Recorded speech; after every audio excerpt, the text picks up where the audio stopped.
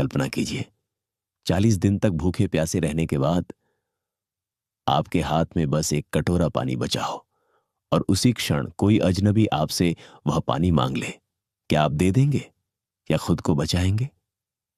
यही प्रश्न हमें ले जाता है एक ऐसे राजा की कहानी में जिसने मृत्यु भगवान को चुना। ये कहानी है राजा रंतिदेव की, एक ऐसे राजा की जिसने अपने जीवन में कभी किसी को खाली हाथ नहीं लौटाया। उन्होंने राजमहल छोड़ा, सुख सुविधाएं छोड़ी और अपनाया दुख का मार्ग, क्योंकि वे जानना चाहते थे दुखी इंसान कैसा महसूस करता है।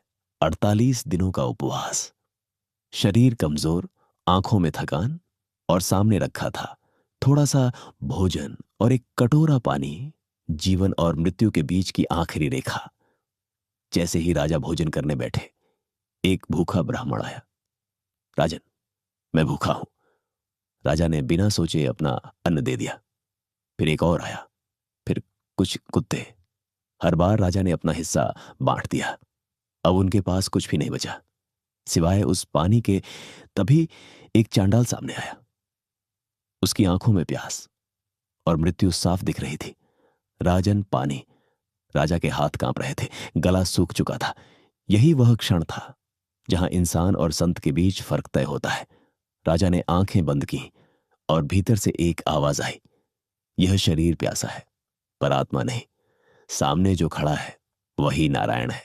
राजा ने अपना अंतिम जल उस अजनबी को दे दिया और तभी चमत्कार हुआ। देवता प्रकट हुए। वे सभी वही रूप थे जो भिखारी बनकर आए थे। सत्य सामने था, हर जीव में। नारायण स्वयं विराजमान है। रंतिदेव ने कहा, मुझे मोक्ष नहीं चाहिए, मैं बस चाहता हूं कि मैं हर दुखी प्राणी के दुख को दूर कर सकूं। यही है सच्ची भक्ति, यही है वह मुक्ति का मार्ग। आज हम भगवान को मंदिरों में ढूंढते हैं, पर सड़क पर बैठे इंसान को अनदेखा कर देते हैं। याद रखिए, भगवान पत्थर में नहीं, दुखी दिल में रहते हैं।